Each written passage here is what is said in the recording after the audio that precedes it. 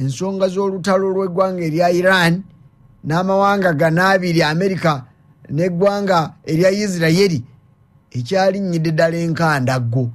Leero katugambire ddala nti eyongera buli dakiika eyitawo okufuuka namulanda ng'amabeere g'embwa. Kakati tubadde tukyali ku gwa Amerika okununula abasajja bayo babiri nabikubuulidde enkya ya leero. Ate Isirayiri eyongedde okukkaatiriza. Omanyi omuntu yali akubyeko era n'addamu n'akubaawo wennyini ewabooseboose n'addamu n'akubawo ewabooseboose. Olwaleero we twogerera ng'omusajja omukulu Mbega Saabakessi owa Iran Revolutionary Guard Corps bamuyita Majid Kademi, ono naye empewo z'owulira zikunta zandibanga zezize, kubanga ekituufu kiri nti Iran ekkiriza nti omusajja waabwe ono Majid Kademi naye abasajja Abamerika n'Abayisirayiri bamukkiriza dda ezira kumwa. Si wala nnyo nti ggulo nkya ya leero Majid Kademi wafiiridde mu bulumbaganyi obw'ebikompola obukoleddwa eggwanga erya Isirayiri. We bwakeeredde nkya ya leero abasajja b'e Iran baasuuse kuga nti mufu naye attiddwa Abamerika. Kakati Isirayiri evuddeyo n'atandika n'ekyambala etwala obuvunaanyizibwa nti noono ffe tumuse. Musajja mukulu Majid Kademi ono ojjukira nti n'embooge kyenkana tebugumye, kubanga gwali mwezi gwa mukaaga ogw'omwaka oguwedde nga 15 Juni 2025. Ojjukira bulungi gwazagoberera ensonga zino nti omulundi ogwo lwe lwali olutalo luli lwe baatuuma olw'ennaku 12 olujjukidde lwaliwo mu mwezi gwa mukaaga. Isirayiri, Amerika era ne balumba eggwanga lino newankubadde ng'ensonga zaggwera mu kuteesa. Kakati luli lwe lwava lwe luvuddemu luno. Olwaleero luno lwakatambula ennaku 38 naye buli omu gw'obuuza kisinzira w'oyimiridde okugaa nti gundi ye muwanguzi. Kubanga newankubadde nga Isirayiri ennyinnyinti z'okkuba abakungu ku mitendera egy'enjawulo, naye ne bano nabo tebatudde, kubanga gye bunaggwera ngenda kubuulira nti ku mwalo ogw'e Haifa ekikompola kya Irani ekyeggunze enkya ya leero kirese Abayisirayiri bana bakkiridde ezira kumwa. Kakati tudde nja kikugamba ekyo. Naye Kademi ojja kujjukira nti ye yasikire yali Saabakessi wa IRGC kubulidde yajja mwaka gwa 2025 naku z'omwezi 15, naye agenda okujja teyajja byakyeyagalire.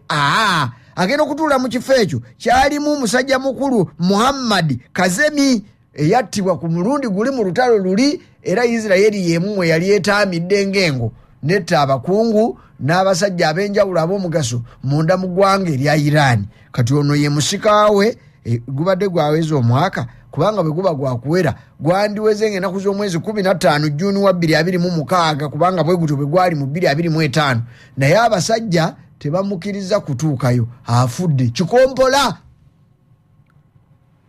Ampuliriza ekyamazima Iran erunyumya byerabidde mu lutalo luno biyitirivu, kubanga omuwendo ogwogerwako gw'omulunya ampuliriza omuli abakulembeze ab'oku ntikko, nga tutandika n'omusajja mukulu ye yaggulawo oluggi top leaders, omukulembeze ddala oli amalayo Ayatollah Ali Khamenei y'omu ku abo abaakulembera okufa mu ba top leaders oba bakulembeze abo waggulu. Kakati waliwo boyinza okuyita ba security and top military officials. Omwali musajja mukulu Ali Larijani ono National Security Council, Intelligence Minister Ismail Katibu, Basiji Force General Garamereza Sulaimani, si Sulaimani oli eyattibwa omusajja omukulu Donald Trump, ono ye Garamereza, oyo ye yali aduumira ekibinja kino ekya Basiji Force, oyo naye mugenzi. Kakati bw'ojja mu bamembers oba abalwanyi ba IRGC baabano nabo bayitirivu, wetwogerera 1000 okusoba kutuukawo mu 1500 nabo bakiridde zira kumwa. Kati ebigambo birungi si birungi. Kyokka nga newankubadde nga guno guli bwe guti, Iran erabira ddala nga ekyabaziba bagikubeera ekkiriza, kubanga singa tekkiriza teyandirangiridde nti omusajja waayo ono Majidi mugenzi, naye ekkiriza, naye n'okutuusa gye buli eno olwaleero ekyawera nkolokooto okufa n'obutanyagwa nti ejja kufa n'omuntu. Munnange biri mu ggwanga lya Iran.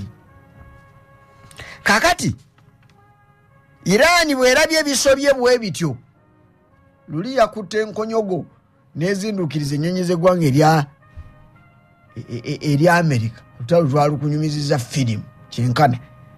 Ku mulundi guno enkya ya leero bwetegedde nti bwe bityo bwe biri, nega nti muliwa nekwata ekikompola ku mwalo gwa Haifa ogwo guli munda mu ggwanga erya Isirayiri, okukakana ekikompola ekyo kisebana. Ekituufu kiri nti newankubadde ebyogerwa n'ebirabikako si bingi nnyo, naye ne Isirayiri nayo eyina engeri gyefeesaamu. Bino bya tit for tat, bakuba naawe kuba, naye eyina engeri gyefeesaamu. Nakubuulirako nti bw'olaba Abayisirayiri nga nti bana bafu, enkya yaleero amawulire gafulumye ng'abantu omuli abafudde n'abo abakosese, Abayisirayiri bakkiriza nti Iran yakabattira abantu baayo n'abo abalamyewo nga babuuse n'obubalangulo 7. Okitegedde? Mu ggwanga erya Isirayiri ekyo nno tekitera kulabika nnyo. Kinantalabika, naye ennaku zino tekinologiya zaakyuka, n'abalwana bakyusa obukodyo. Kujja kujjukira abasajja ba Hamas be baabuusa bonna abalabe b'eggwanga erya Isirayiri nti ye Isirayiri esoboka. Mwaka gwa 2023 awo Okitoba nga 7 abasajja ne bayoka bayingire Tel Aviv awo ne beekola ekigenyi, baavaawo abantu mu lunaku lumu 1,205. Otegedde nga bafu, kyokka ne bakuulita n'abalala. Kakati ebyo bw'ojja obizimbirako entalo zino ezizze ziddirira, olabira ddala nga mu birowoozo kubadde kuyisa muka mu kisero. Oluvannyuma lw'okwekkiririzaamu tolaba Abahamazi abalemamukko bw'ogeraageranya ne bana ab'e Iran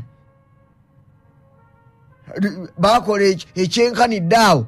Kakati bw'osanga basse bano omulundi gumu nga bakugamba nti 7 kwe kuli abafu era kwe kuli n'abalwadde, mwana wange towakana, ebintu oluusi bisoboka. Kyokka Isirayiri mu kwewaana olwakiri kyekoze musajja mukulu Majidi Kademi etegeezezza nti kino kikyali kituuza. Tujja genda tubalondoba omu ku omu tulyoke tulabe nno ng'abasajja bano tubamala amamiima. Kakati bw'ogenda okugattagattamu kugaa nti eri 7 kati katubale bubazi bana abakulembeze b'enkubuulidde, top leaders, security and top military officials, ba commanders nga bw'olaba Chief Majidi ono Kademi basukka 50. Kino nno kibaleemu nga gavumenti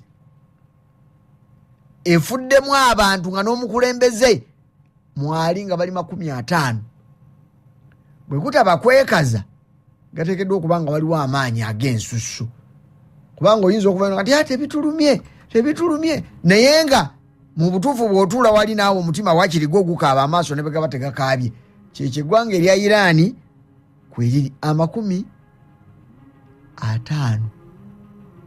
Kyokka okwo kwogatta okusinziira ku bibalo wano biraga nti waakiri ba scientists ne nuclear experts nabo bw'obagattako basukka mu 10 abaakakkiririzira kumwa we twogerera ebigambo bino. kakati kiki ekiddako ampuliriza Iran ezze neewakanya ebyogeddwa Abamerika. Donald Trump yawadde ensalessale okutuusiza ddala olunaku olw'enkya nti singa Iran enaaba teggudde kagolomolo ka Strait of Hormuz ate kakati kugenda kuba kuvudde mu kulyako akatono nga kufuuse kusiiba bagenda bayiwako lunyata geyeena yennyini.